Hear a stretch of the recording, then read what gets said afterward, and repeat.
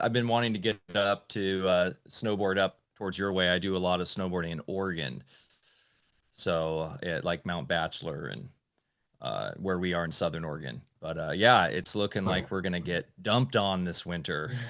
I'm glad you brought that up because I didn't know. So, I would have figured that eventually. But yeah, that's good to know. So maybe get Up to snowboard up. some prep. I hear a little feedback from somebody. I don't know if that That might would be be me. okay. My next skiing destination, I want to be in the Italian Alps. Nice. That's where I learned to ski actually when I was in the military. It was the Swiss Alps, and Oh, really? Wow. yeah, well, it was almost too overwhelming because that was a lot to handle for somebody who didn't know what they were doing. Yeah, I'm gonna get over there. I'm an Italian citizen, so uh, hopefully spend some more time out there. I've even got some relatives that are still in the foothills of the Dolomites there. Oh wow. Okay, guys, I'm going to hit record and fire this up. Here we go. Thanks for joining us today, Derek. We're really stoked to have you back. Oh, I'm happy to be here. Thank you very much. Okay, here we go. And boom, we're back for another episode of Alfacast. I'm Mike Winner, and I'm here as always with the illustrious Dr. Bear Paul Lando, coming to you live and direct from the great state of Jefferson, where freedom still reigns supreme up here on the beautiful Smith River.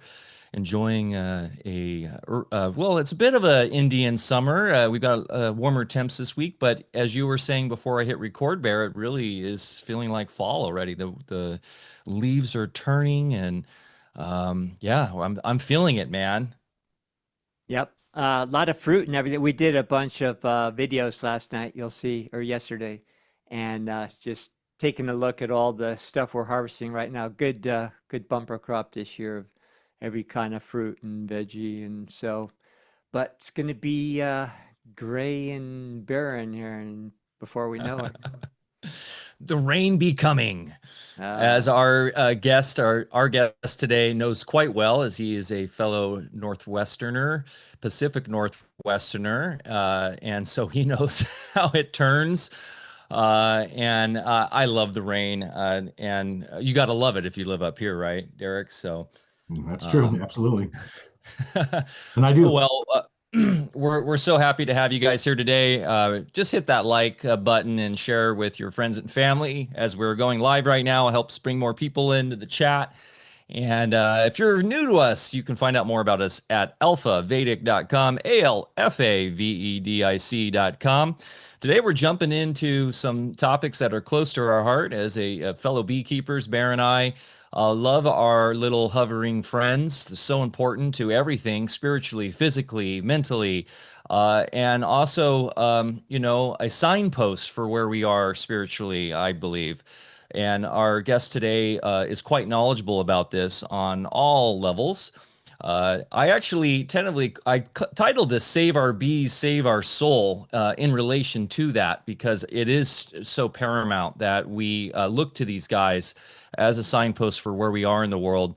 But on this AlphaCast episode, we take a welcome reprieve from trauma-based psyops, DEW attacks, and global eugenics, which Derek, we've been covering a bit in the last few weeks, to refocus on our preferred venue of health, wellness, and the responsible stewardship of Mother Earth.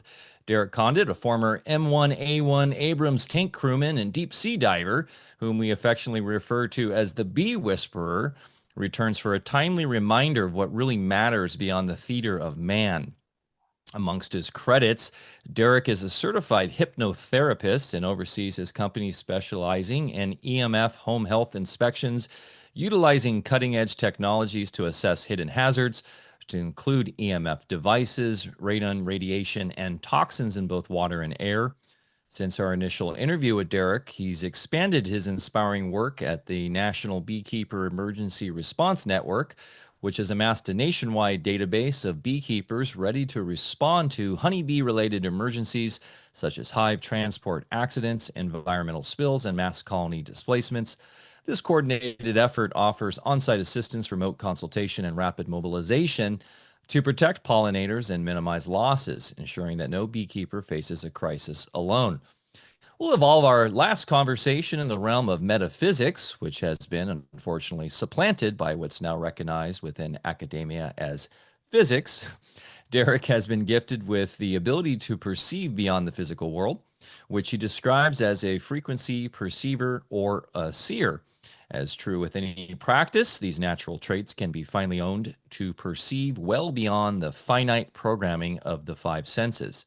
Derek will share his perceptions as well as his latest apothecary and shungite beehive innovations, but all within a larger context of offering the perfect antidote to the contrivances that have captured the minds of many. Dr. Bear, take it away, my friend. Yes, Derek. So happy to have this conversation today. And when I was doing that write up, I was overjoyed to not have to go into all the other stuff, although it all ties in. You get rid of the bees, you get rid of us, and it is true they are trying to kill us all. And if the bees go first, we'll soon follow, or whatever comes. So the only way out of this mess is to not look right or left, or to fall into the orchestrated civil war that they're trying to get us into now, or make us believe that one side or the other has a solution, but to go right into, let's just say, front and center behind the veil. And that gets into our topic today, which will largely center on metaphysics, which should rightfully be called physics, and my chemistry endeavors, I learned the conventional system, but then soon found out with extracurricular studies that there's a whole other side of chemistry that goes beyond the material. And it's something that's not just imaginatory, it's something that you can demonstrate in the lab and everything. So I just want our audience to appreciate when we're talking about metaphysics, we're talking about real physics. And each one of us was born with that innate ability to go there. People like yourself just kind of came in for whatever reason with that knack a little bit closer to the surface. So and one of the things that we do on our venue is to really try to bring back real science and get people in touch with what's real. And it isn't what's going on out there. And they have to keep stepping up the agenda and make it look more and more dire, and it actually is, with all the shenanigans they're pulling. But we can't fall for it, because we are actually more powerful than that. When it comes to honey, it's always a great topic. Mike and I, as we already said, both have kept bees, and it's my preferred medium for herbal medicine. And what a lot of people don't realize is that back in the old days, and my ancestry, part of the world where I came from, honey was considered the ultimate medium for extracting all the goodies from herbs and then delivering them in a very powerful way. And right now out in my lab, I've got all sorts of big vats of honey curing with herbs and things. So this will be a fun topic to get into today. So it's been a long time since you've been here. And maybe some of our audience now wasn't around a few years ago or whenever it was when you were here. So maybe if you can just kind of give us a cliff notes of how you got into beekeeping from being a tank operator and deep sea diver, that would be kind of fun. And then we can just let it flow wherever you want to go there. Oh, sure. And, No, and absolutely. thanks again for being with us. It's we really appreciate it. Oh, I appreciate you both having me. This is always a blast, and we span out on different topics, so it's always interesting too. And I'll tell you, Bear, that actually, so yes, I was an armored crewman on a tank and a deep sea diver, but it happened during my correctional officer days. So I was a Washington State correctional officer, a prison guard, for 16 years too, before I Interesting. retired from that one. Yeah, and Wow, that's God bless you on that. I know that's not an easy job, but we have many, I know many COs here because we have a fairly large prison here in Del Norte, and that's a tough one. Oh, it's a yeah, I appreciate that. It's a thing. And I was in a maximum security prison that was over 100 years old for Wow. 16 years. So yeah, not nice individuals in there, but it 100 also years old. Wow. Did they stop the dungeons and everything? oh, I worked the hole for many years, it's called, where it's literally just underground, and Wow. there's a whole multiple podcasts on that one if you guys ever really wanted to get into it. Wow. Yeah. But it was I'm sure pretty. there was a lot of interesting resonance and Mm. specter memory going on there.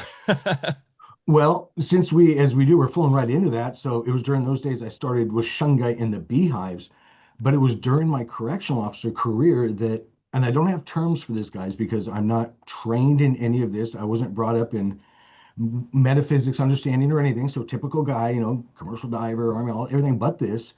My sight turned on while I was an officer, and I was a graveyard officer. So the best way I could wrap my head around it was being in that heightened energetic environment. And that's putting it real nicely, by the way. The maximum security prison for those many years and on graveyard. And I'll just tell you, there's a lot of stuff happening. And I won't get into the whole story here, but my sight, as I've heard it called, turned on during that. I've always been, and we all are. And Bear mentioned something before. The way I really see this, the psychic thing is simply a sense. It's not an ability. We can all do it. Yeah, some are more sensitive than others, but it can be enhanced. So just so the listeners and viewers know where I come from, it's not an extra special thing, but whatever happened, I was activated, charged, something happened. It was a specific instance on graveyard that night where then all of a sudden, and I'm kind of going quickly here so we can get back into bees and whatnot, but my sight turned on to where I could see the best way I could describe it off the visual spectrum for whatever reason, because I could see stuff I couldn't before, like entities above people. And that's just the term I like to use. And that moment, I threw in my head, I'm seeing ghosts. That's the only term I knew because, I knew what I knew from TV and movies. Well, I'm sure in a prison system you used to see entire entourages, huh?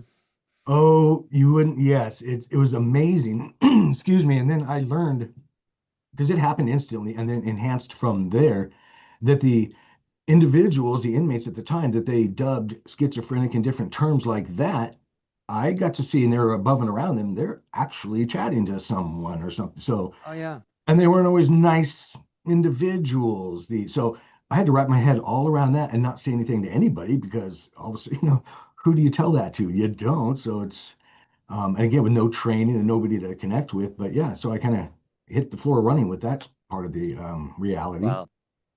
Well, and then that's what ties it to the bees, because, and I'll use the terms I had back then, but the energy thing, and we should have about 50 other terms for the word energy, at least.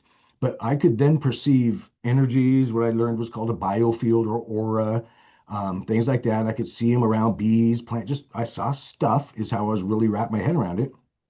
And then synchronistically, and again, I'll try and go somewhat quickly here, but I learned now I'm an old gold prospector as well. So my dad and I did this for years, and we'd go to Alaska, and I had gold dredges. So I was all that stuff too. So what I'm getting at is I was a rock hound, you can say, to summarize. So it came across my reality, a rock called shungite. I didn't know anything about metaphysics, anything about this.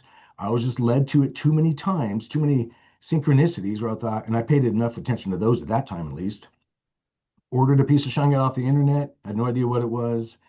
Literally, it'd be called intuition, but I was led to put this little black rock, and for those who don't know, that's what shungite is. It's more than just that, but just to kind of have fun with the story here, I was led to go put it in front of the beehives. And I was actually first encouraged by another podcaster, Nancy Hopkins, and another show to encourage to introduce it to bees and see if they responded to it. And I'll tell you, and I have the video from that first introduction, the bees absolutely responded to shungite when I sat these little black rocks at the entrance to the hive. And I still have the original video there where I actually didn't think, full disclosure, I didn't think it was going to have an effect. I just, normal thinking, oh, sure, this is really going to matter. I sat the rocks down there and it was 90 plus, as you both know. I can't train bees. I don't think anybody can. They're going to do what they want. It's like herding cats. Good luck. And the bees on their own walked around the shungite as they would come and go from the hive. They'll come back to it. And I could see, again, what I just would call energy around them start to, I don't have words for this, but become more cohesive or calmer. Hmm. So then, as I'm learning that, and then I learned, well, shit, heck, I had no colony collapse disorder. I had no losses. And that started back in, I think it was 2016. And it's evolved since then to where we actually take shungite powder blended with silver particles, and then we paint the outside of the beehive, so the exterior, you can think Faraday cage, but it's not a true Faraday cage. It's not stopping Schumann resonances or anything like that. It's having an effect on the harmful frequencies, I'll just kind of term it like that, that are in our environment that we're all are being hit by basically. And the bees are such hypersensitive beings that they were the first to respond. So that's kind of how it started. And then we got a lot going on from there, but I kind of want to pause because I tend to keep going too long. See if you have any questions.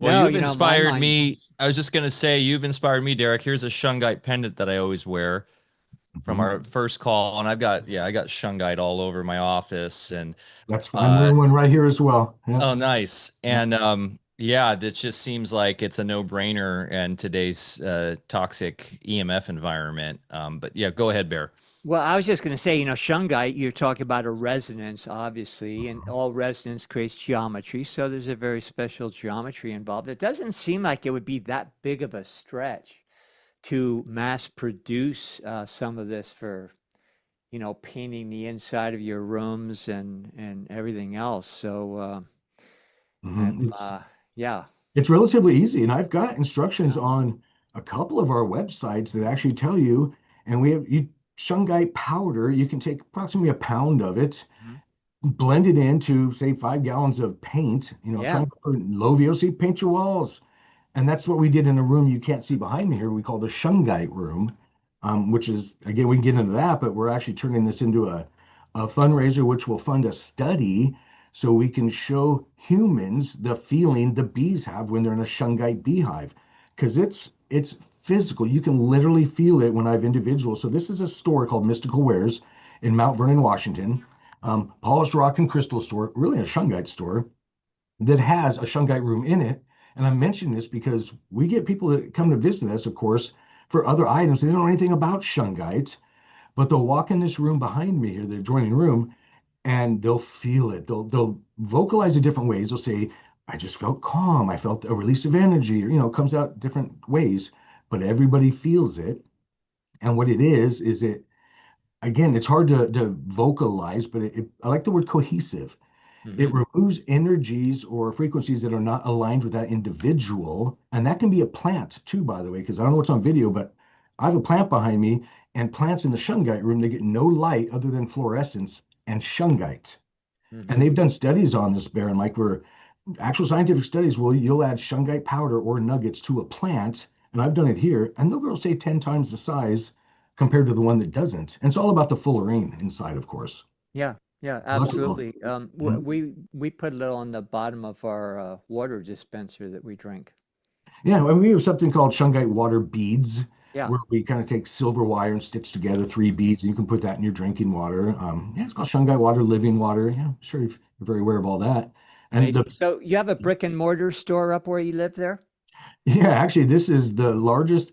I loosely call it rock and crystal shop, but it's an 8,000 square foot shop up Wow. in. Oh yeah, it's a big place. I've got a 16-foot long gold sluice box that actually works in here that you can pan for treasures, and so there's a lot Oh, going on. fun. It's I'd really a love to see destination. that. Yeah, you got to check it out on our website, mysticalwares.com. Hmm. Somewhere on there's some photos and videos. But if you're ever up here, you got to come visit. It's a big place. Yeah, absolutely.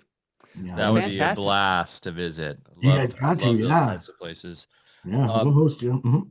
I think we talked a bit about this on the first show, but and Bear has talked about this a lot in regards to Walter Russell, but this idea of carbon and the carbon element being sort of the middle lever of our reality, and that's the grounding, sort of brings us back to the center fulcrum, excuse me, of sort of the bipolar sense of our anatomy, our spirituality, our physicality, and obviously shungite, like pure good shungite's what, like 98% carbon, right? Mhm. Yep, yep. It'll So vary that depending makes on the sense plant. that you get that grounded feeling of sort of for every person it's different, but at least that's the sense that I get when I'm wearing Well, it. it makes it stable, and you know, all other elements within the octave that we consider the carbon octave, they all need to be combined with another element to create that stability. So you can think of anything with carbon in it as, you know, like, what would you say, like a tent post, you know, that just by itself can stand, you know, completely vertical and be stable. So that's why, like Mike already said, it's the basis of our entire carbon-based reality, we'll say. It's, I'll tell you, it's interesting because when people walk in this room, and I'll kind of make fun of it, but the non-believers, the ones that don't, and it's usually us guys, just to be honest, because we have a lot of people coming through. They'll enter this room, and I already know what's going to happen when others enter, but they'll feel it. Again, the ones that know nothing about it, usually somebody drug them in and said, "Come check out this room." And they'll say things like, "My knee pain is instantly gone, my back," whatever the deal is. And it's instantaneous when they walk in there. So, right when they walk, and we don't even shut the door, it doesn't take 10 minutes. And I can't describe it or really even wrap my head around exactly what's happening. But that's a result or a symptom in a good way that people feel. It removes, again, I term it energies out of alignment with you or things like that. And so people get healings when they have things. We have something called shungite rubber, which is a non-toxic rubber, silicone rubber, kind of think like a mouse pad sort of deal. But embedded in that is shungite powder and silver particles. Silver, for whatever reason, you may be able to explain it better than me, Bear, but it does enhance shungite. So the combination of those two energies or frequencies or elements, whatever you want to call them, does have an effect and boost shungite for whatever reason. And that's part of what we're getting into a future study with, where we build shungite rooms, shungite room, and then have multiple rooms that are not shungite, and then walk people through them, so they can actually feel. And you will. It's everybody feels something when they walk into a shungite room. That's just described differently. So we're gonna do something like that so everybody can realize that you can actually have your own shungite room at home, and it'll affect you, and you'll benefit from it. Oh, before I go too long here, but you mentioned the pendant, Mike, too. And on our website, under the science section on mystical wares, at the very top, I republish a lot of studies, and there's one on there where they did a study and showed that, of course, if you have a cell phone up against your ear, it affects your tympanic membrane, your heart rate variability, your cortisol, all kinds of stuff. And if anybody interested, you can read it on the study there. They introduced shungite in pendant form in some of the cases, and shoe insoles, a piece on the phone, and your physical body not only recuperated from the harm done from that cell phone put up against it, but it overcompensated. And this was done. This is what me and my garage having fun with it, trying to prove shungite's a thing and study some shungite. This was a legit study that's been published showing that the physiological body overcompensates from those harmful frequencies or effects. And it goes on to more, by the way, that happened just by introducing shungite to the biofield. And again, it's like lifting a heavy object, whatever the heavy object is, your muscle is going to get a little bit stronger Yeah. regardless. So that seems to be the effect that it had. So that was that. So what we don't appreciate is that all of these overlays that come from Wi-Fi, from cell Mhm. phones, they're overlays, they're synthetic overlays. And right above our head, every single moment, there's a very powerful electronic body that is actually the true us. There's different names for Mhm. that, doesn't matter. But as that is coming through, if it was left on its own and didn't have to bend through the prism of all these overlays, including our own toxic thoughts and emotions, our bodies would be renewed in moments, Mhm. literally moments. And also other things would be happening to our psyche simultaneously that would be even more valuable. But what shungite and these things do is they reconfigure these overlays so that they don't reconfigure us. In other words, they, like you've already said, I think in so many words, they create a coherence. And that's just like in the field of biogeometry. We have these squiggly lines we call biosignatures and things that represent the true energy patterns in every tissue in our body. And when you have those on your body, in biogeometry technologies, then it does not allow those overlays and things that we're bombarded with all the time to reconfigure the energy pathways that are innate to our own tissues of our body. So shungite is just one of God's nifty little creations that is there for us, without having to know anything other than, hey, this feels good when I have it around me. That's a great point because I'll tell you when that first piece I talked about, like when it's just one piece of a little tiny couple inches long piece of Mhm. shungite, I still can't explain it. I pulled it out of the mail, had it in my hand, and I wasn't a person that meditated all the time. So again, I'm just saying that I wasn't into that stuff. Pulled it out, it literally, for whatever reason, sent a pulse of shock energy through me, and that enhanced my psychic sense. Again, not ability. It was a sense and then like my ears just started ringing right now. Tinnitus-like symptoms. It's not because I'm going deaf. It's because when I start talking about this, I tune in more and we can all do it and pick up on more aspects of our reality. And of course, you know this. But the odd thing to me was when I literally touched this black rock piece of shungite, it sent a pulse of energy through me. And I actually think what it did was released a lot of what you were talking about, that overlay stuff, the stuff that's disconnecting us.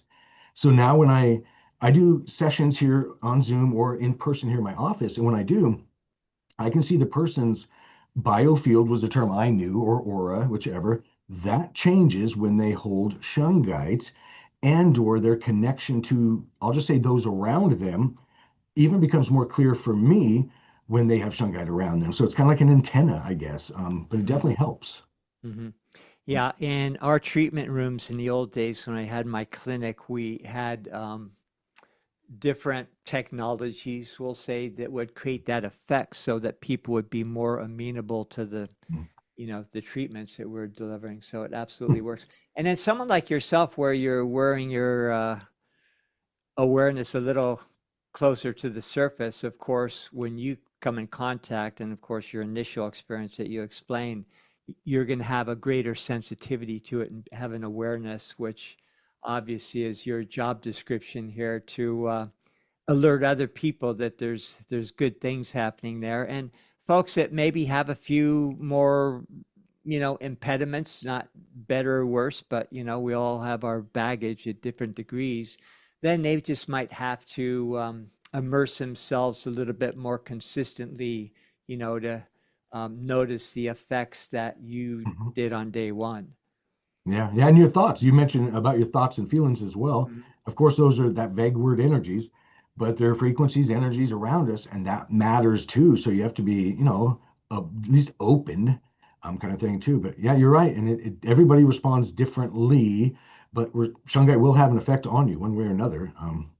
Yeah, it's You really know, I used to avoid the energy word, but I'm perfectly at home with it now because um, I really don't care about all the terminologies that we could use in place of energy just to make ourselves seem more scientific or legitimate or whatever.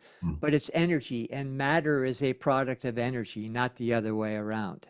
Mhm. So, and that's the most simple scientific fact that anybody should be able to grasp. So, yeah, we are energy, period.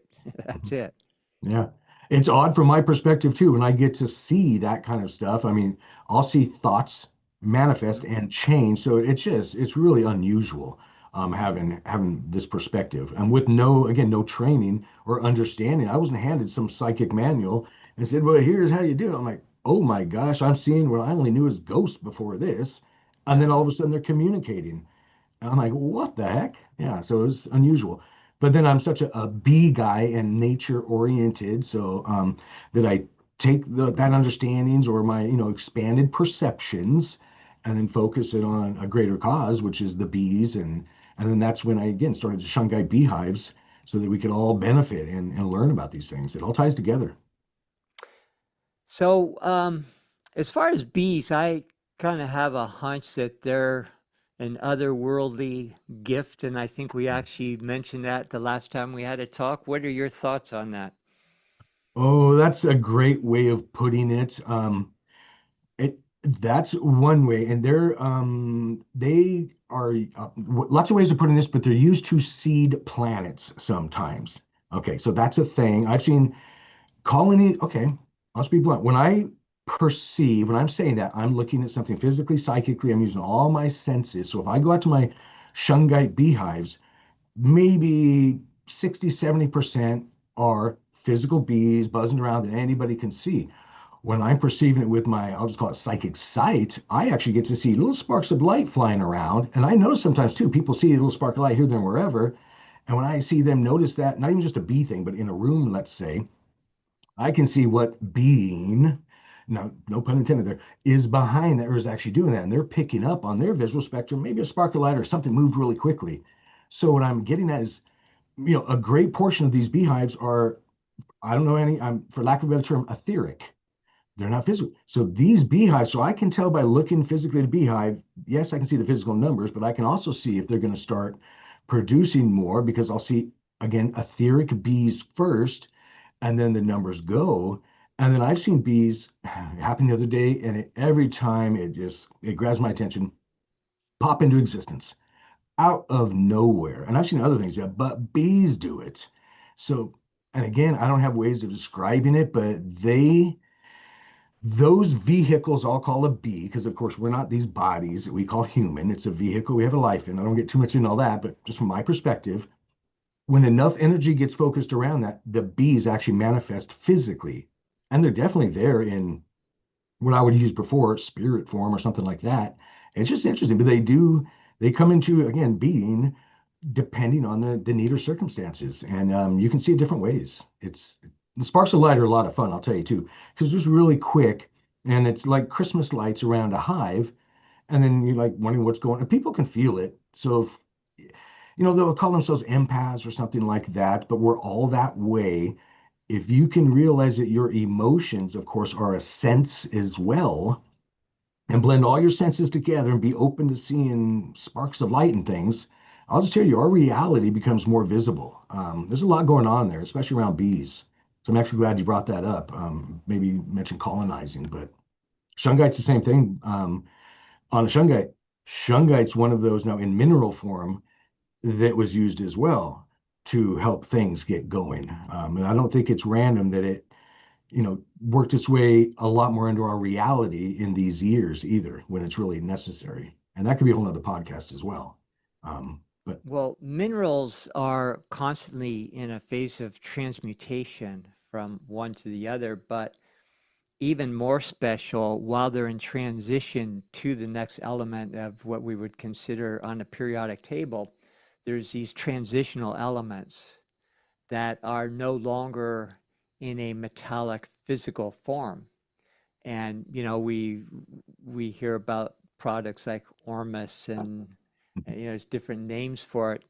But interestingly, when you learn how to concentrate those transitional elements, then you also over time can get bleed throughs, like you're describing, and it actually cultivates the normal superconductive nature of our nervous system, which means there's no energy loss when signals are transmitted. And so I guess maybe a good analogy, it's like watching a movie where you can see between the frames, because that's exactly where these elements are. And then bees, if you've ever spent time, in my business, I found myself at the bedside of many times of people that were making the journey. And because they had a foot in and out of this world, there was the veils were very thin, let's just say that. So when you really tune in at that time and help those folks make the transition, you get these bleed throughs from the other side. And bees, because they are in a different state of consciousness than our busy bee brains, it really, I could, it just makes perfect sense that when you are around bees, with my beehives, I'd find myself just sitting there on the bench next to the hive and staring at them coming and going, and just kind of a blast, entertains you for a long time. So yeah, you really do get those bleed throughs, and also they can do things that are considered impossible relative to the laws of physics and so forth, and be able to fly when they're not aerodynamically designed to do so. And yeah, they're not just using wing effort and so forth. They're riding those electromagnetic currents because that's where they are from. Oh, Yeah. and I was gonna to that point, Barry. Yeah, like I actually am at a level now where I don't like to say the other side because I see it, and you might resonate with this because the word is resonate, really, Derek. But we're just talking about like infinite levels of vibration, right? And so we only perceive that limited bandwidth typically through the entrainment we have of what these senses can do. And I personally believe back in the day, we were way more hypersensitive and able to perceive so much more. And we've been trained to be in, limitations into these limitations of these, quote unquote, five senses. But it seems like there is this idea of the ether, right? That's coming back, and that people like Tesla, firmly understood, and Steinmetz, and a lot of the great early electricians and people that were discovering electricity and electromagnetic frequencies and all this really at the core had the ether as a fundamental stratum that this all worked on. And when you said they're etheric, that makes sense to me, and that is literally how they're hovering, is that they're undulating the etheric stratum in a way that is not, you know, like as Bear said, pertaining to the typical modern physics of materialism. There you go. Bear's holding up a book, Ether. Who's that by again? Well, it's a composite of many prominent scientists and people that understand the ether as being the real deal, Yeah, and they each give their little, takes on it. that's Uh, cool. I'd yeah. love that to get that book actually. Another great book is there's a whole book on Tesla and his take on the ether. I might be able to find it here in my messy bookshelf, but sorry, go ahead. Well, yeah, and so I think bees are here to remind us once again about their reflection of sort of the inquisitive, intuitive abilities that we have, and that's what I see the animal kingdom as. It's a reflection of our consciousness and to remind us of all the supreme connection we have to divinity. And I do find that really cool, Derek, that you've seen them pop in to existence because I feel like I've seen that a couple times and had to do a double take, yeah, just such cool animals. Have you seen the video of the beekeeper? And I don't know, I didn't verify how true this is, but there was a beekeeper, I saw this, I think, on Instagram, that passed away and was buried, and the bees, all this colony of bees that he was taking care of, all got in a line and went on a mission to go visit him where he was buried and sort of buzz around his burial site. Mhm. I've heard of stories like that, and they actually when the queen died, the beekeeper had to alert the bees that the queen had passed. That's a thing, so that does go through history.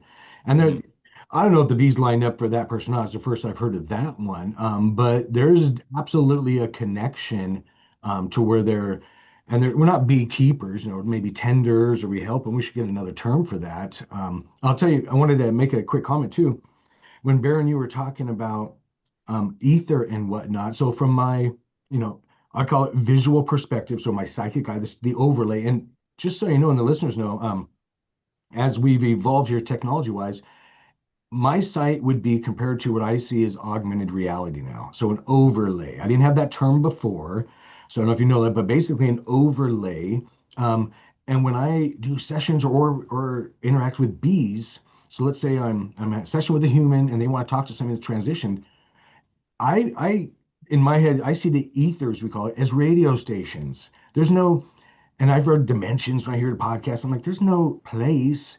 It's a space. So the way I wrap my head around and talk to clients is okay, and because it's instant, I don't have to wait for somebody to come from A to B or anything, be it a guide or a bee. It's just a different radio station in our environment that we tune into, and you can kind of loosely think our aura or energy field is our antenna. Keep it clean and clear, you pick up on more, and that's a thing. And that's just how I do it. And then I tune in. So when the bees come in, they're already there. They're just on another, again, my lack of other way of saying it, another station. And there's not much for them to boom manifest on this one. And the same with, I like the term spirit guides. So when I use somebody comes in to communicate with somebody session, if it's that, then they're just right there instantly. And the people people, the funny thing is, and I know I'm jumping a session, but bees do it too. They'll feel their guide physically touch them, even though they don't see them, kind of thing. They're just off the visual spectrum, but yet we can still physically feel it sometimes. And I don't know how to really describe that or wrap my head around it. But everything's here all the time. It's just where our focus is. So there's always bees, and they'll come when they're needed. That's a great thing about it too. Yep. I think you hit it right on the head when you say, we are an antenna. Mhm. And there's, the practice of radiesthesia that I'm sure you're familiar with, and biogeometry is a form of radiesthesia. And there's different, there's dowsing, there's pendants, there's all sorts of things. And many people are under the impression that when they use those dowsing instruments, that the instrument is what's telling you about whatever, you're inquiring about. But in fact, the dowsing instrument is reading you as the antenna and responding to what you already know. And so just it's an important distinction. That's Yeah, a we're a walking antenna. That's what we are. Yeah, I actually give classes on dowsing rods, and I make Mm, my own, believe it or not, mm. with shungite tips on them. Oh, So, neat. Yeah, yeah, and they work yeah. really well. And people think that dowsing rods, oh, they're just for finding water. No, they're for finding whatever your thought is. Hmm. And it doesn't have to be water. It could be potable water Hmm. within a certain depth and range. So I'm sure you guys know all this, but a lot of people in the courses don't. They just, it's on TV. It's for finding water, and that's it. But oh no, it aligns with your intention or your biofield, your energy field. Yeah, it's And the radiesthesia devices really start to become more um, productive when you realize that it's not out there, that it's yeah, reading. Yeah, yep, yeah, cool. exactly. I don't know. Speaking of shungite, there was an interesting question from Daryl in the chat here, and I've heard this before about this idea of shungite magnets on electric cars improving mileage. Okay, Are you familiar with that at all? yeah, I had somebody, no joke, probably 2 weeks ago, coming to Mystical Wares. Oh my gosh, Derek, did you know about this? I stuck a shungite magnet on my car and I got better gas mileage. And she wanted me to explain how. Okay, so yes, I've heard about that lots of times. I've known about it for years, and it's a thing. The best I can wrap my head around it because there's something, of course, and I know you guys know all this, orgone energy or resistance. So an energy field, a motor has to push against. There is an energy there when shungite's introduced to, in this case, a motor, a car's motor, it does help that motor run smoother, less resistant. So it gets, long story short, it gets better fuel efficiency. I didn't believe that for a second when I got into it. I'm like, oh, sure, I know shungite's real and does this, that, and the other. When you put it on your refrigerator, I doubted that one too. I stuck a shungite magnet in my refrigerator. The best way I can wrap my head around it is the compressor started working more. The vegetables and fruit in the vegetable drawer started freezing. So basically, I'm saying we had to turn, I don't know how to word it, down or up so the fridge didn't get as cold. Yeah. It's not, I don't even know. And some fridges now, believe it or not, somebody had an older one, put the magnet on it, it killed the fridge. So then, Interesting. I know the best we could wrap our head around that was the fridge was on its last leg anyway, and the energy started moving such that, something gave. So again, that's probably for much bigger minds than my own to actually explain, but it's a thing if you put a shungite magnet on different devices, things with compressors, with motors. But yeah, it's an interesting, Harmonizing the etheric field so everything's more efficient with the electromagnetics going on. That's that's how I'd wrap my head around it. I'm just being totally blunt. I'm that guy that doubted so much just because I'm that way. I'm like, yeah, I gotta see it, but it's a thing. So we're going to start a study about the shungite room so people can physically or energetically feel a difference and have a sensation. We're not like lighting up the room with power. It's literally just stepping into space and coming out. And it's that drastic. Walking through the threshold of the door into that, again, loosely Faraday cage, you feel the difference. And that's what the bees feel too. yeah. I've been meaning to get a shungite case for my phone actually. Have you looked into making those at all? You don't even need it because you're not, again, and not that you were saying this, but you're not going to block anything anyway because your cell phone will be Yeah. useless as it is. You want to, one word to work would be attenuate or keep things moving.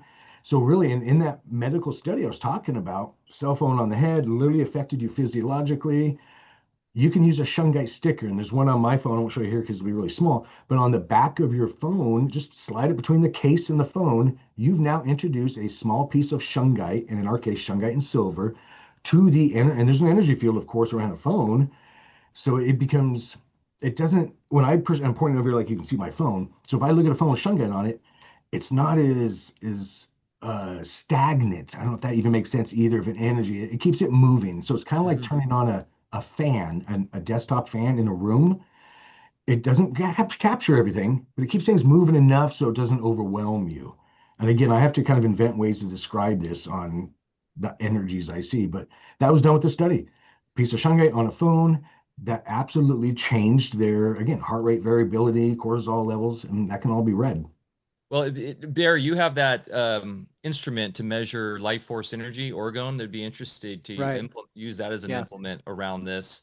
I do think Reich has it. I think he's good to bring up here because it seems like we're talking about literally life force and when not remediating so much, but bringing in, well, harmonizing and balancing so the Yeah. life force can be there, right?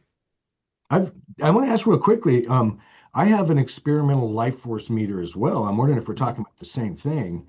But there's Well, different. it was developed by Wilhelm Reich, and I was gifted this by somebody who's in that original lineage. Okay, And I think they're being sold out in different forms. I can't vouch for if they're real or legit or sure. whatever, but Mhm. this came in my hands with somebody from De Mayo, that Yeah. with the Wilhelm Reich Hmm.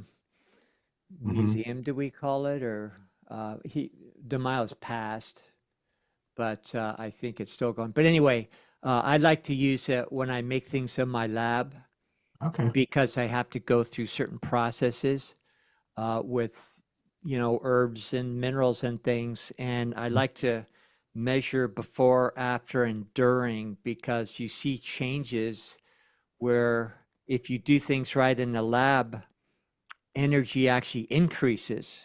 Hmm. Whereas if you do conventional tincturing and whatnot, very often it's the opposite effect. You get some good extractions and things that can be helpful, but you lose energy in the process. And if you're doing things correctly, you should not only retain the biochemical components, but you should gain energy. That's proper lab work. I wanted to ask you if you don't mind segueing back into the queen bee. Hmm. Yeah. I was trained long ago by a friend of mine from South Africa who is a great beekeeper, and so I started with the traditional, what are they called, Langford panels, and Mhm. and doing the whole thing and going in all the time and scraping off the little nubs, when they're trying to, Yeah. form new queen bee cells and everything. And it was a great learning process as far as that was my first step into beekeeping, but that never set right with me, just going in there. And so I did some of my own research and then ended up getting ware hives, Mm. um, that are just top bar. I guess that's another Mhm. name for them. Kind of mimics what bees might do on their own, and things kind of go in reverse direction of what the conventional beekeeping technologies do. And I just kind of let them do their own thing, including encouraging uh, new queen cells to form, and if they swarmed, I was fine because enough bees would kind of stay behind and do their thing again. And I don't know, what do you think just about conventional beekeeping? Do you think there's any detriment, to interfering with what they're doing in the first place? Oh, absolutely. And that's what started. So actually, we talked a little bit before the show, Mm-hmm. a nonprofit, so the Natural Beekeeper's Path. Mm-hmm. And that's where I actually released a book on this and for free, where leave it. So it's treatment-free beekeeping is one way of putting it. And I do leave the queen cells alone. If they're generating multiple queen cells, the bees have been around longer than us. They probably know what they're doing and what's needed. Yep. So I know that initially. So no, I don't. And it's horrible for the listeners and viewers. Some of you don't know, but some beekeepers, when they decide a queen isn't doing her job well enough, they'll actually go in and just kill the queen. Right. Yeah, and that's a horrible thing. And I know you knew that. No, the queens just let them attrition. It'll happen on its own. And if they need more queens, then maybe that colony needs a supersedure anyway, needs to split, which is what one of mine did. And I'm exactly with you. Just leave them alone. They know what they're doing, unless something obvious, like you see a mouse crawled in there and you got to get it out. And they'll deal with the Yeah. mouse anyway. Yeah. But eventually, you want to get the what's left of them out. But Mhm. no, the bees know definitely what they're doing, and I'm all about treatment free. And that doesn't mean just put them in a box, leave them alone, and never happen. But for the most part, a lot of that, yeah, because unless you're needed, you don't need the roof of your house taken open and frames and rooms taken out and looked at to make yourself happy. You can perceive the health of the hive, as you know, from the outside, from the exterior. If there's a disease, you'll know it. You'll see marks all over a hive or things.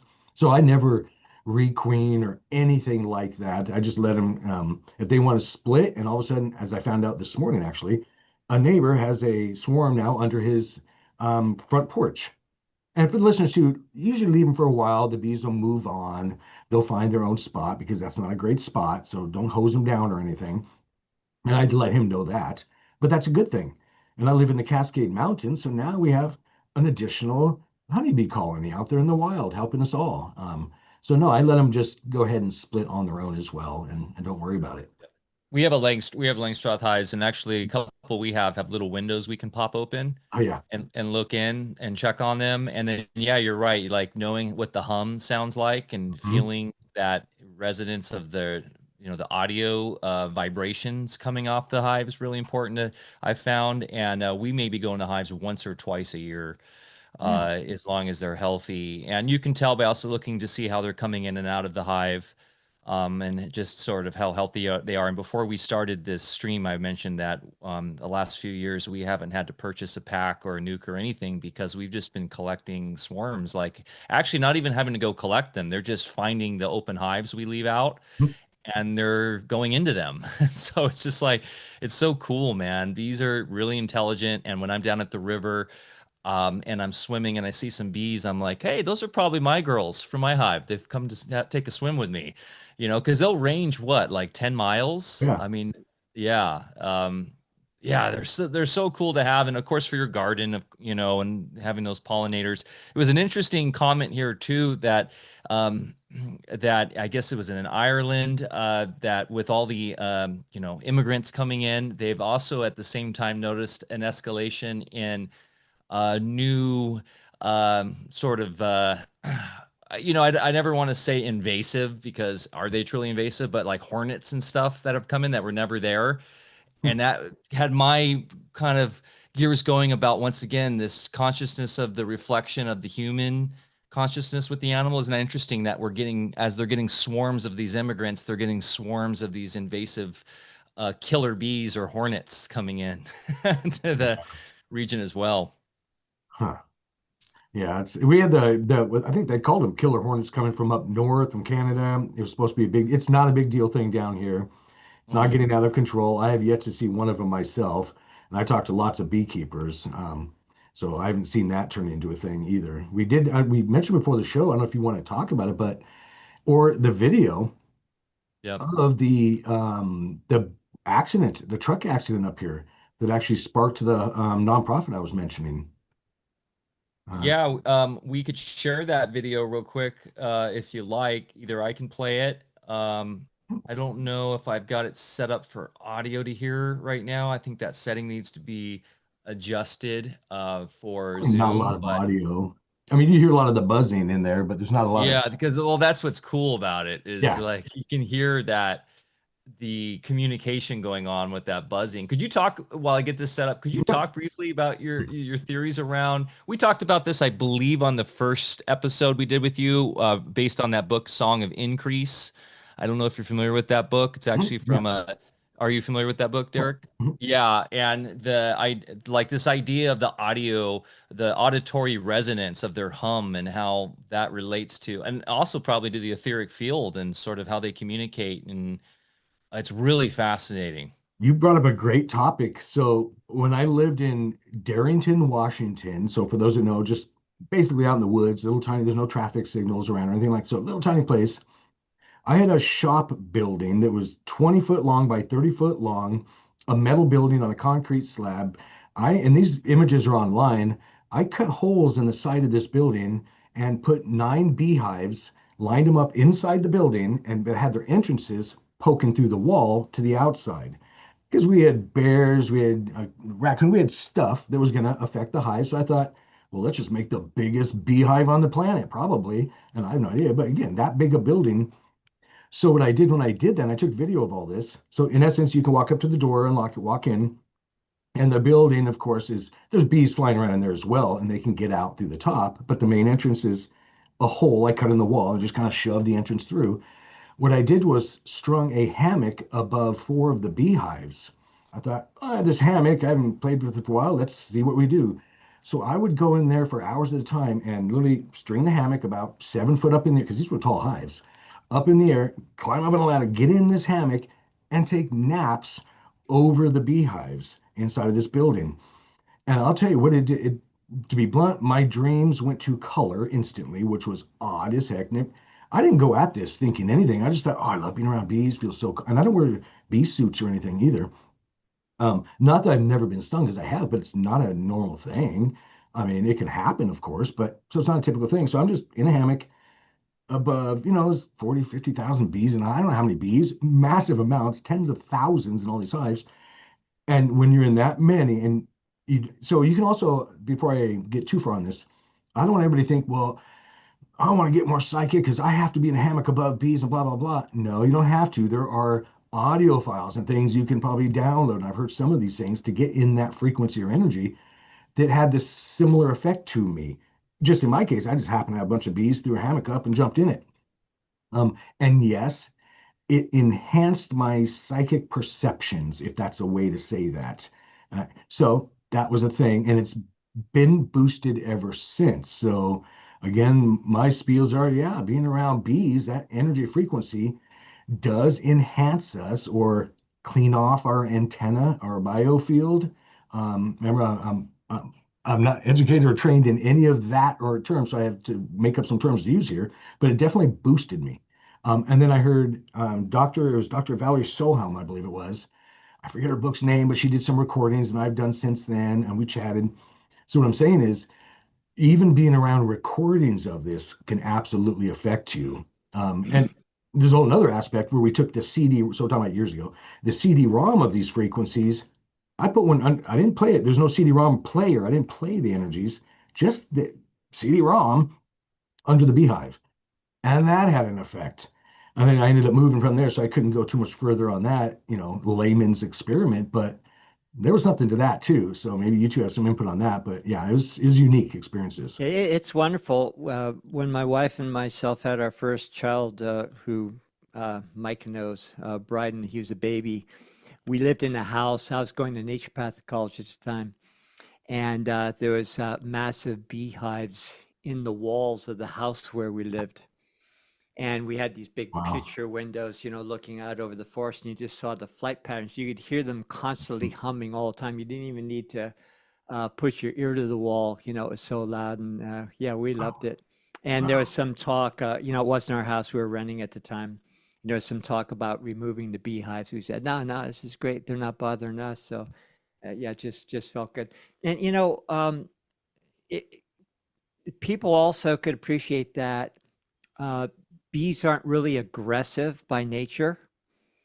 And when I first started, my training, my first hives, I wore a suit. Then after a while, I became very comfortable around the hives. I could tell they knew me, and then little by little, I just took everything off, and have done that ever since.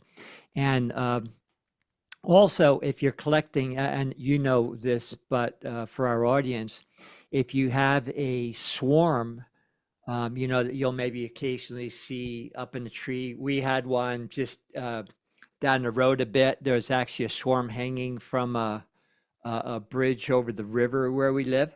And, we just went and grabbed it, no bee suit, and you just reach right in there. And when they're not defending a hive, and if they don't know you, then you can have the bees crawling all over you and just reach right in there and no problem at all.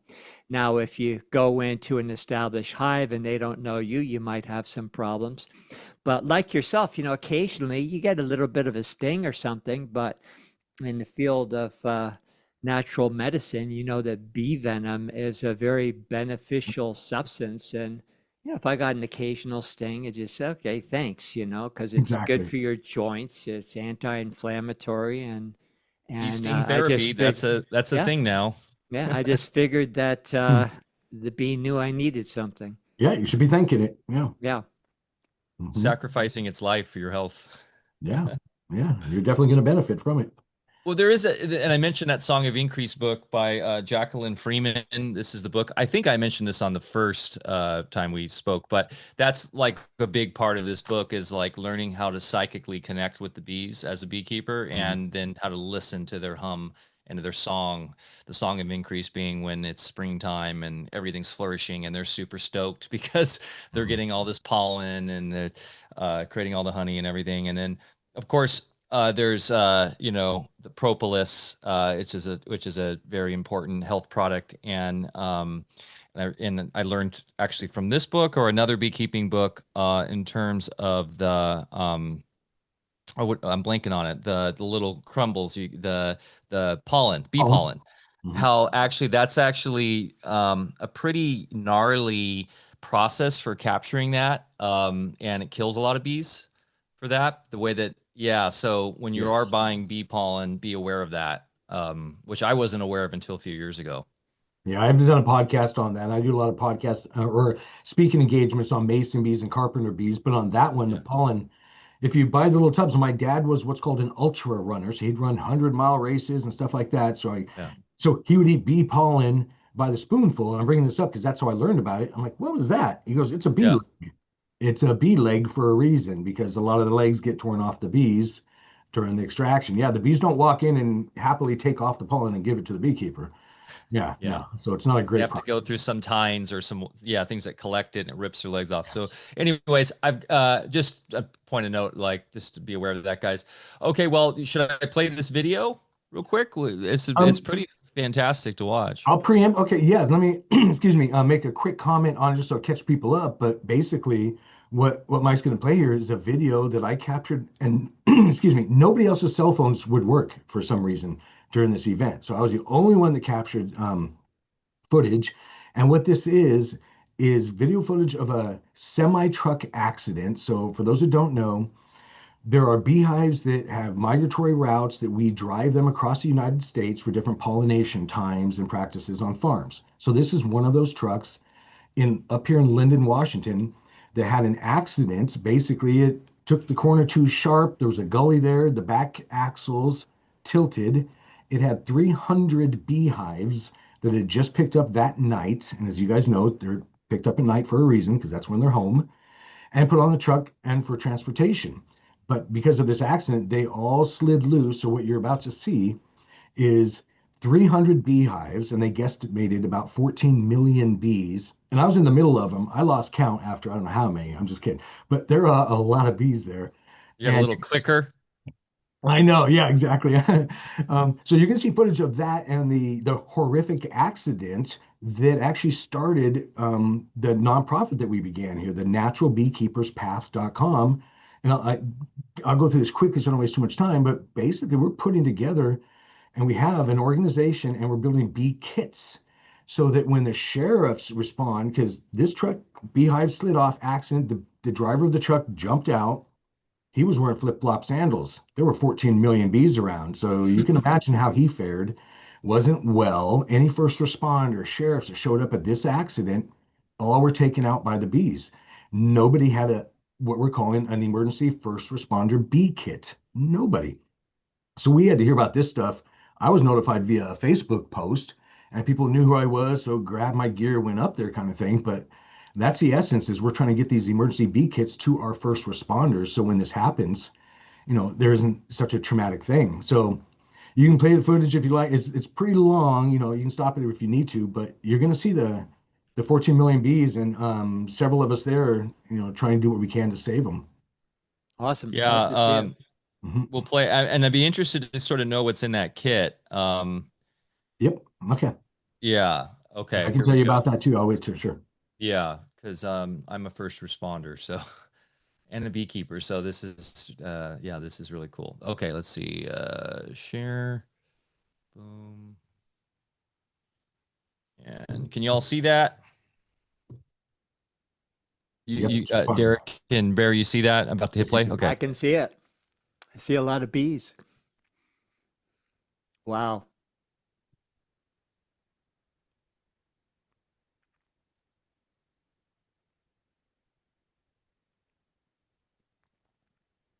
Crazy.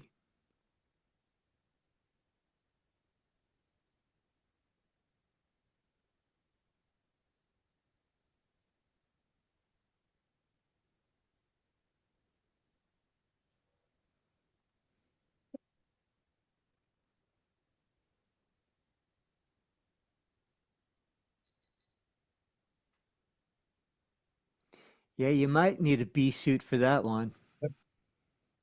Absolutely did, and that didn't keep the bees out. Wow.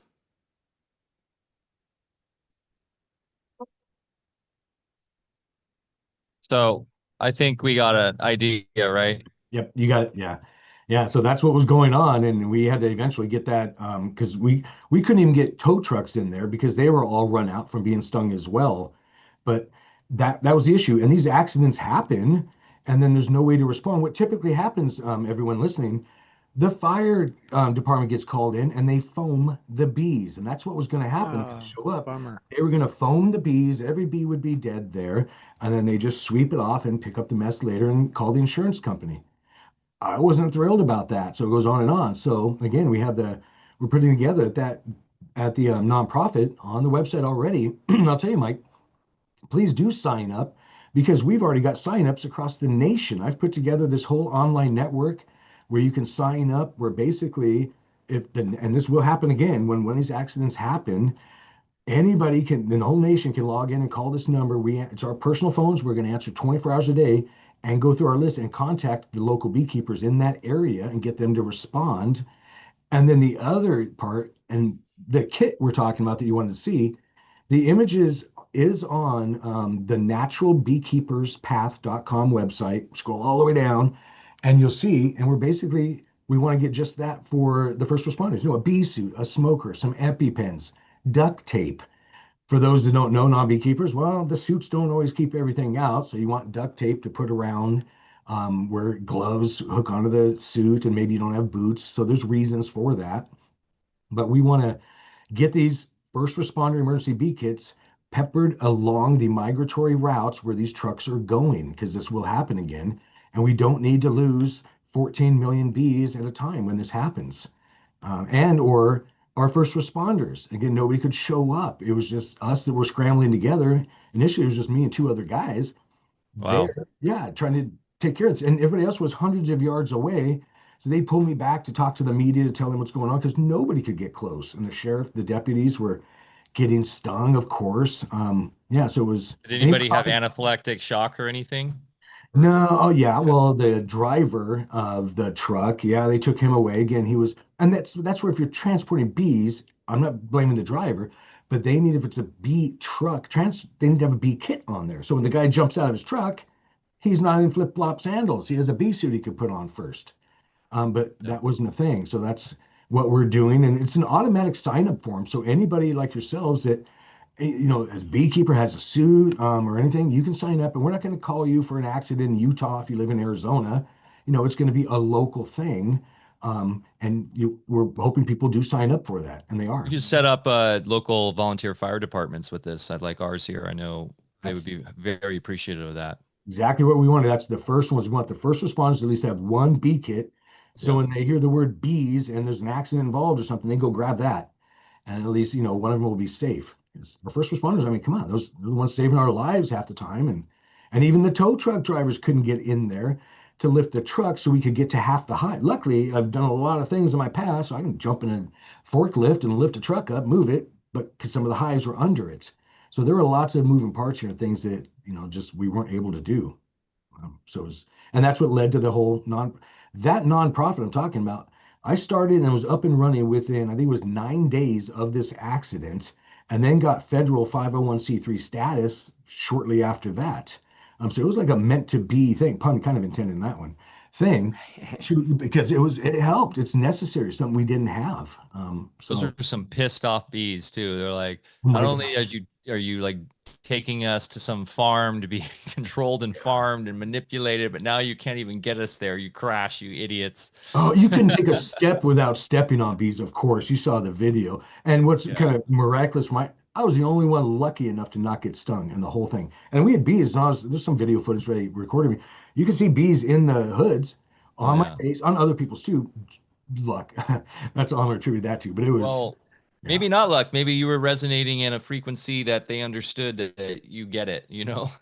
Yeah, well, I Yeah. mean, there's that, I make fun of things, but there has to be an aspect to that. So it was, I'll summarize it all that it worked out as it should be. And I keep sounding like I'm doing that intentionally. I'm really not for the nonprofit so that we can help them because again, this isn't the first bee accident. They happen often, more often than we think. And there's things we can do, and especially if we just put these bee kits along the routes where we're moving. These bees were coming from Washington going to Tennessee. Well, That's a long drive. Yeah. So Any region with agriculture should, be prepared. I mean, it seems like a mhm. no-brainer, right? You'd think so, but nobody knew what to do. All it was fire department, foam them, move on from there. And Wow. yeah, no, there needs to be more. Because again, let's say that truck driver got hurt, or there was another car in the accident, and there's injured people there. I mean, no ambulance could get there, no medics, nobody was showing up. It was us grabbing our bee suits, willing to do it, sort of thing, and that was it. And so it's an important thing. that's a great service you're doing. And yes, first bee spawnders are going to be set up. Yeah, yeah, and that's all. Like I said, oh, we're even jumping past the other thing because the other part is the sheriff's department, and I'm not dissing them. They just didn't know. They didn't know what to do. So I've already put together and developed, and it's free on the website, a downloadable emergency response plan. And they can get on their cell phone, so they'll go, oh, turn off our lights on our emergency vehicles, maybe. That's a thing. Yeah. Maybe have some more. There's lots of things, and I won't sit here and break down the whole plan, but there's a plan that the people showing up to these type of emergencies need to know about, and then they need to know about, well, maybe there's people nearby that are prone to, responding to bee stings and things like that. So there's lots of parts. So that plan is there to let people know anywhere in the country, the first responders, namely, on what to do and what not to do, because you can antagonize Yeah, them. even doing traffic control, you're going to need a bee suit on, you know, 100%. Yeah. and like Yeah. all of that. That's wild. Yeah. Well, thanks for sharing that. And it's a great service. And I see this. I will spread the news because I'm connected to all the emergency services here in our county. So, Yeah, I appreciate that. Yeah. It's going to help us wow. out. And, I was just thinking those poor bees are getting transplanted all the way to across the country. And so their, regional frequencies and knowledge of their terrain is now completely discombobulated. They have to completely reconfigure a lot, right? I mean, that's why I'm a huge fan of more of a sort of organic, what would you call it? Almost like a permaculture based idea of how to do beekeeping and trying to capture wild swarms and not getting away from this more conventional agricultural, use of bees. I think it's a super important thing to focus on. And I know and I think it comes down to also people how they're spending their money, stop buying the cheap honey in the stores and go to your local honey purveyor. Have you seen that video? I recently saw, I think last week to test if you have real honey. Oh, yeah. There's So a few tests. Yeah. A lot of it. Yeah. People should do that. Well, first, dead giveaway. If it's in a plastic bear, yeah. it's not honey. It's high fructose corn syrup. But yeah, I know what you're So talking so this test, I don't know, Bear, if you're familiar with this. So the idea is you take a spoonful of honey and you put it on a dish, a plate, and then you put water on it, like ideally pure spring water or purified water, and then you start sort of just turning the water over the spoonful of honey and let the honey kind of flatten out in the water, and then in a short amount of time, if it's real honey, you'll see a honeycomb develop within the honey, honeycomb structure. Oh, Have interesting. Yeah, have you seen that video, Derek? I haven't seen that video. I've seen the ones where they put a drop of honey in water and see if it sinks or not. And sometimes you can light it with a flame, different things. But I'm gonna have to try that with some of the Yeah. shungite tea and see. Huh. Yeah, and that brings up a lot right there, right? Like in terms of the memory of water in conjunction with the water inside the honey coming from the bees, because the bees obviously how they create honeys is out of their anatomy. There's like when I saw that last week, actually, I think it was I saw it on Instagram, and then our friend Mike Wilkerson shared it with a group. I was just like, wow, that really connects a lot of dots there. I'll tell you, it ties in like to so of course honeycomb is hexagon shape, so Yep. six-sided. It's not a random shape. Bees know what they're doing. It's not just because they fit together well. There's a whole lot more to it. That same shape is in shungite. It's in that molecule called a fullerene or buckyball or carbon 60 Yep. molecule, however you want to know the term. That's a thing, a soccer ball shape for the people listening that don't know. Hexagons and pentagons, not random. I've heard it termed different ways from sacred geometry to different things. Well, there's something to that, even from, and I didn't know all that from my psychic perception, I guess we'll say, I make fun of everything. There is something to shapes within the etheric. And again, a layman's perspective, didn't know it. It's a thing. And so I realized that as well. So I think that's some of the magic behind shungite is having that hexagonal shape integrated in that fullerene. Because and I'll be blunt, and our imagination is real, everybody. So anybody that's ever told you that your imagination is not real, it is real because I can actually see what we would term imaginations. And I'm bringing this up because if I can get someone to imagine themselves, say, armored or protected inside of, and I usually say that soccer ball shape, the buckyball, their biofield or aura becomes, and again, in my terms, more cohesive or stronger. Stuff doesn't stick to them as much just by getting their thoughts. We can call it the placebo effect. Well, it's real. Placebo effect doesn't mean it's fake. That means a person's imagination and emotions so excited that they healed themselves. It's not the sugar cube. I know I'm a little all over the place, but it's to get the understanding across that when I see somebody's intention or thoughts or imagination, it literally affects their energy field. So when they go at it that way, it really made a difference. So there has to be something to that hexagonal shape. And maybe that's something Barry can, expand on, but it's No, absolutely. And I was just thinking about imagination. If imagination did not exist, there would be nothing in existence, you're right. Literally. Yeah. literally. Hmm. Yeah. There is a question from the peanut gallery, Derek, that's been asked a few times, and maybe this can connect a little bit. And it is interesting that we're going to be talking about something that's black, but Black Gold 777 has been asking to talk about your experience when you're deep sea diving with the black goo entity. Oh, Uh, would yeah. you want to share Oh, that? I haven't heard the black goo one for a long time now. Yeah, Okay. that was big in The UFO barges, remember circles. the guys, the dudes from Europe, and he was supposed to be Well, undercover or whatever. There was he was from England and he was supposed to Yeah. be a super Max Spears. Yeah. Oh, He yeah. was Oh, he yeah. was talking about the black goo and then he mysteriously died in supposedly a black magic ritual. Yeah, this is a And blast from the past here. yeah, Huh. Yeah. um Bear and I I, used to go mhm. deep into all these forums and stuff back in the day, like Project Camelot and Carrie Cassidy and all Mhm. this stuff, and they were always As talking about the early black internet. goo. Yeah. Yeah. I mean, I can tell you a little bit about my perspective. I know what they're talking about because I've talked about that story. It's my commercial deep sea diving days. So I used to dive off oil rigs in what do they call it now? The Gulf of America. It was the Gulf of Mexico when I was diving down there. So that's where I was. And it was the mid 90s. So it was pre any of this black goo stuff. Didn't know anything about it. All I was a commercial diver doing a job. And I'll go kind of quickly through this. I was basically asked to go do a job, and I was told to bring an additional wetsuit and it's actually coveralls as well because it was pretty warm. So usually you don't wear a cover or a wetsuit down, it's coveralls, but we did. So to take a sample. So basically, I was taken over on a boat. I was the only diver, and I had a tender with me, so the person holding the hose taken to a barge, just a boat without a motor, for those who don't know, said, we need a sample from the bottom And I don't remember what year it was, but we had an oil spill out there. One of the big oil spills is what it was.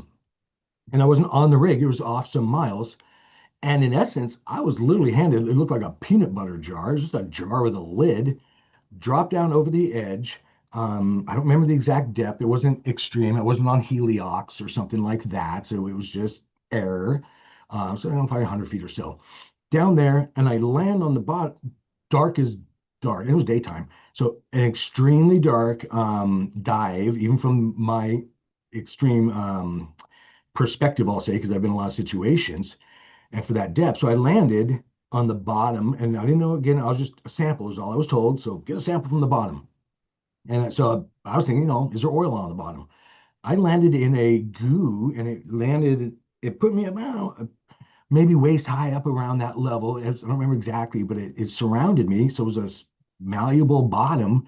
And I took this sample and brought it up for him. And with this, again, tie into the black goo thing, the black goo, and it was not oil. It was oil-like, I can tell you that, because I had a lot of experience with crude oil, and it's not usually black anyway. That's when it's refined, is when oil's black. It's more dirty brown for those that know. So it was my first day on the job, so I knew something was off there. As I get on up to the surface on the barge, my clothing starts basically falling apart, just breaking apart. And I'm like, oh, I guess this is why I needed the other outfit. And they didn't tell me that part. And I was never told this is magic black goo or anything. It was a sample. I was a diver on a job, brought it up. But what it did when I landed in it, my eyes were shut. Usually, as a commercial dive, you just shut your eyes because you're in the dark anyway. It's distracting seeing fish, stuff happening. But what happened when I hit it, little flashes of light, sparks started happening in my vision randomly for no reason. Still, I can't say why.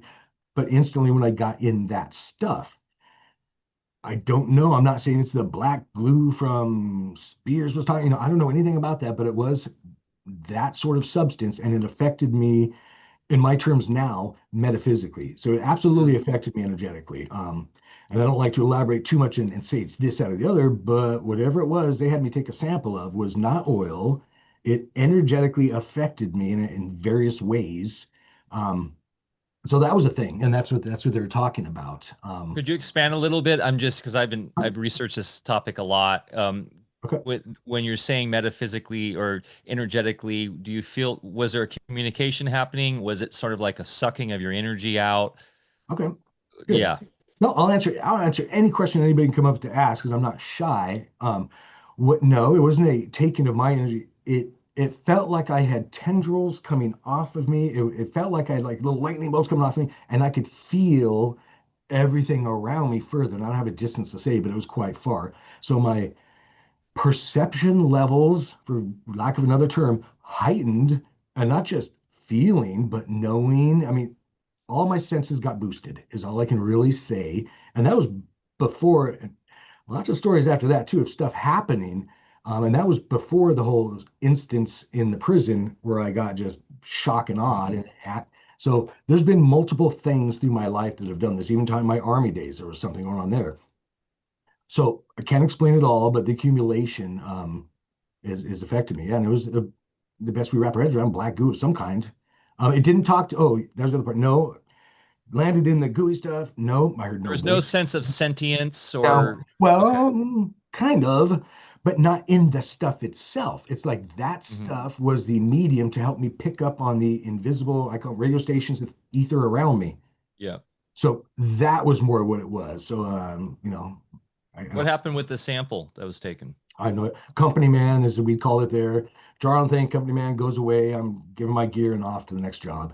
That I wasn't into any of this. It made no difference. It was more being frustrated. I just lost my new, boots that came out, that kind of stuff. But So you got stuck in it where you lost your boots in it? oh yeah, that came off. Yeah, boom. So I was several feet in it, and it wasn't just like mud. It was moving odd, not like it was grabbing me, but kind of. It's unusual to say.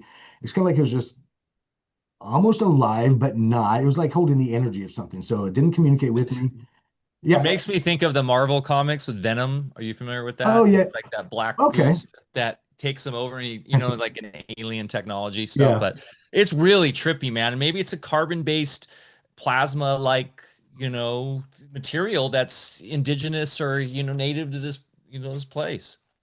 I know it wasn't the oil. It wasn't oil or crude Yeah. oil because I had lots of experience with that. I mean, I've been flown off oil rigs on they were having big issues. So I mean, I've seen my share of actual crude oil. So I don't know what it was. And again, that was the only instance I had. It was a couple hour job at best. So Wow. So yeah, trippy. What, how deep were you about? maybe 100 foot. It wasn't even that deep. It was like I said, the Gulf of Mexico at the time wasn't on a barge. I wasn't on a rig out deeper kind of thing. I've done those jobs too. That Wow. was Trippy. yeah. I don't Bear, know. what is it? What is it, Bear? I haven't I haven't got a clue. Yeah, me either. No, it's Oh, fascinating life you've had, my friend. yeah, it's a oh yeah, yeah. That's only part of the stories. Yeah, I'm going to get into them all, but even the army days, there was something to that where they had me doing stuff, and yeah, Did you just ever see the movie The Abyss? I love that movie, the James I Cameron don't movie, think The so. Abyss. I don't think so. It's a movie where there's these deep sea divers going to the deepest depths of the ocean that hasn't really no one's gone to before with new technology, and then they basically come across like an extraterrestrial type entity that's a water-based Oh, energy alien kind of thing, and it just my mind kind of goes there when I hear your stories. It's they're always like Hollywood's always kind of giving us hints at sort of what the reality is, I think. But oh, there's wow, stuff under the fascinating water. stuff. There is stuff under the water. I'll get those were saturation divers, probably they're talking about there. Uh, so think of Bell. They lower down. There's different ways of diving, but anyway, there's I've seen craft. What do they call them? USOs, underwater submerged something. UFOs underwater. I saw that when I was living in California, on Catalina Island, back in the I don't even know what year, the 80s, with friends. In essence, a UFO, and it would be the term I'd use now, driving around in the water. I don't, what the heck is that all about? So it never popped up, no hatch opening, somebody waving, or no ET looking through a portal, but it was a UFO driving around. Like six of us saw, clear as day, and I'm like, I have no idea. Yeah, Wow. yeah. The dark journalist is a great one that gets into that all the Oh, time with what's the island out there, Bimini. Oh, the Bimini Eh, Wall, and he Yeah, relates it to the fall of Atlantis, and it's just ancient huh. technology. And what I love is he talks about Hemingway, who's one of my favorite authors, and the Kennedys, and how they were secretly obsessed with finding this stuff in the Caribbean. And the Oh, so two eye Caribbean, not stone, okay. yeah, in the Caribbean, and the two eye stone, which Edgar Casey talks about. And this ancient technology that led to the third epoch collapse of Atlantis, and yeah, and gets into he taps into Rudolf Steiner a lot too. Casey and Steiner, right, Barry, you would say, are just two sort of yeah. main sources that Daniel dips into. But yeah, that's all really, and that it could be remnants from a past, Could have been ours for technological. all I know. I have no idea. I just knew it was Yeah. some, Star Trek age, and that's all I knew. Yeah. Well, the vastness of the ocean is, we know less about that than anything as far as what's under there. And of course, we don't even know the authentic maps of our Yeah. whatever we live on. I'm not going to get into that. And not only are there, I'm convinced, massive tracts of land that we don't even know about, but even more in the depths of the ocean for sure. So, uh, but all will be revealed sooner or later, so they tell us, and I think it's happening right now. I absolutely do. It's just the time for no more secrets. It's been foretold forever, and that's why we live in very astonishing times, and also what should give us all hope. When we see certain minorities of folks trying to cover things up and kill everybody, and it's a losing cause. They're not going to succeed, and we will know everything sooner or later. In our waking consciousness, we already know everything already. And as the master teachings tell us, if you knew the reality of the realm that you inhabit, it would make your science fiction seem mild. So hold on to your seats.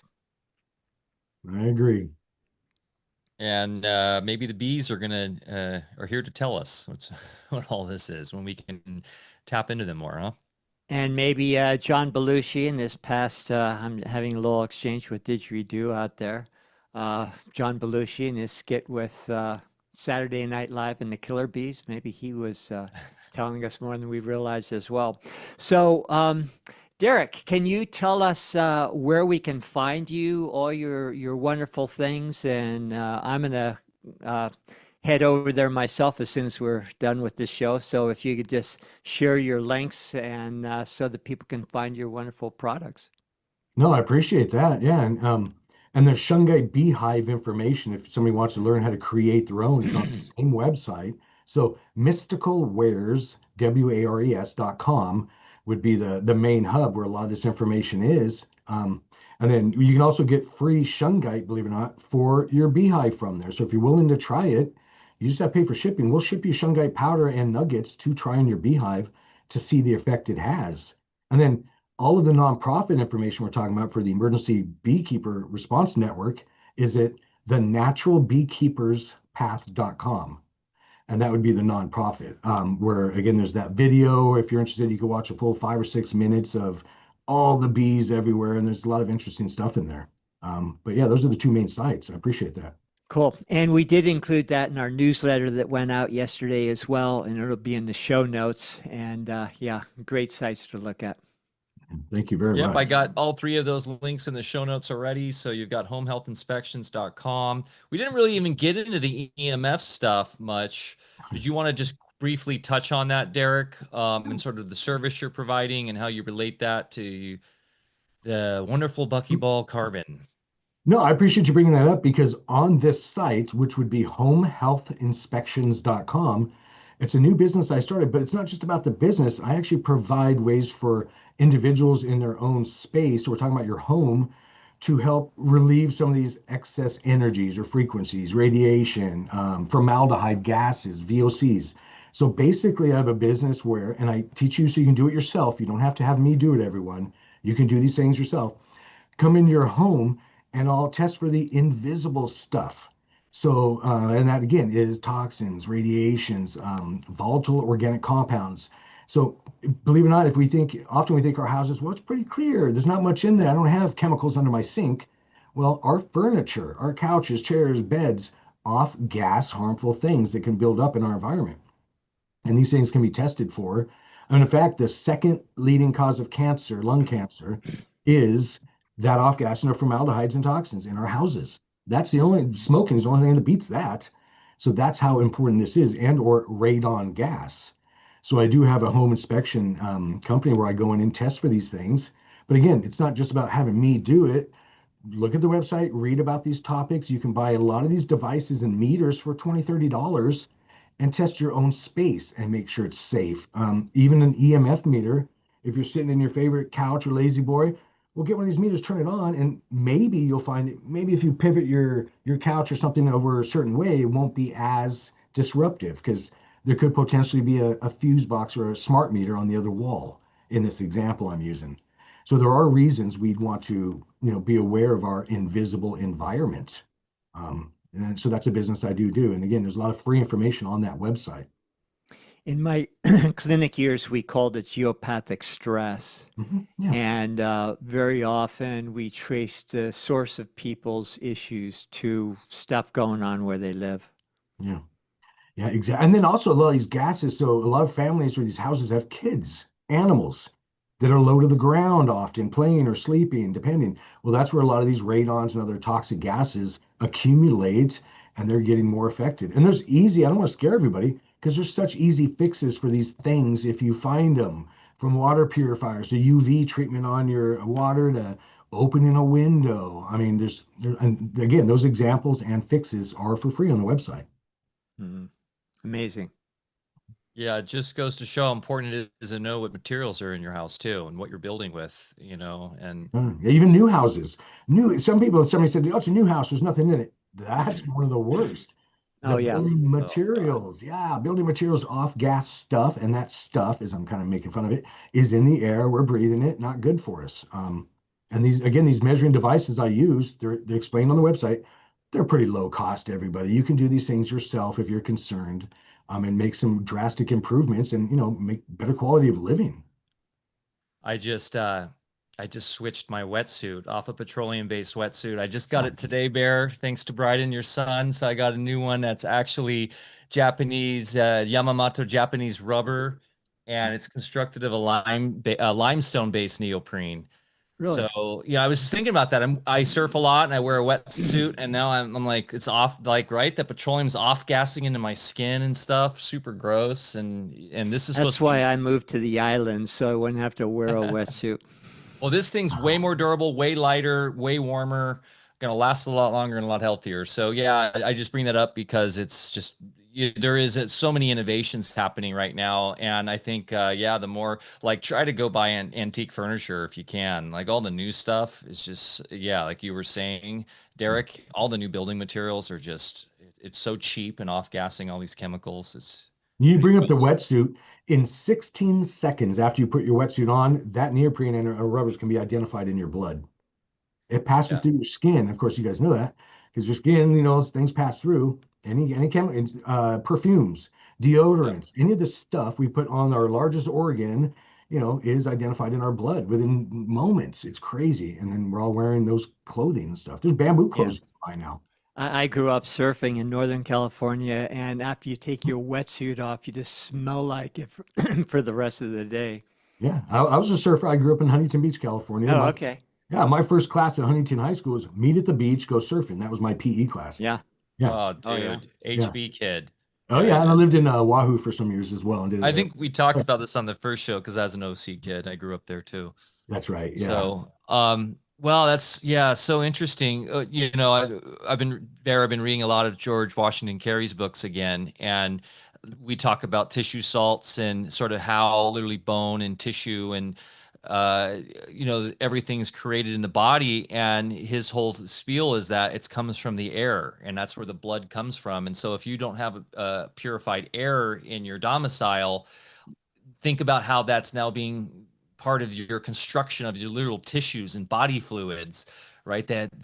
So yeah, pretty important to have a clean environment. Well, those minerals are capacitors, and as you know, in an electrical system, that's what stores the energy in the informational field. So the cell salts, which we talk about quite a bit, are actually a memory device for the residents that then the cells pick up that residence and from that residence create the form and function of every single tissue of our body. And of course, that residence comes from somewhere else, Mhm. not not from here on the ground. Yeah. Well, this has been an amazing chat, Derek. We really appreciate all the work you do. Not only are you embodying, spirit in a way that is resonant with the natural, you know, way to properly be, but you're actually out doing things, which we really appreciate, right? You're helping the world through actually true wisdom, which is action embodied right through the right way of doing things. So I really appreciate that, man. Once again, check out his websites below. They're in the show notes, homehealthinspections.com, research.radiation.dk, and of course, mysticalwares.com. I'm looking forward to getting some of those stickers, actually. I'm going to order some of those stickers. That's a great thing to get. And yeah, if we're ever up in your neck of the woods, definitely want to come and visit. Yeah, yeah. Absolutely. And And have some time. thanks Mhm. again for being with us. And this was a delightful conversation. You're welcome back here anytime if you have some new stuff you want to tell us about. I appreciate that, both of you. Thank you very much. It was a fantastic time. Yeah, and the chat was just awesome as usual. Thanks everyone for joining us today. We really appreciate you guys so much. Our community is just so fantastic. Go support Derek and all his work. There's a lot of crossover between everything we do and what you do. And actually, there were some people in the chat that said they had met you before.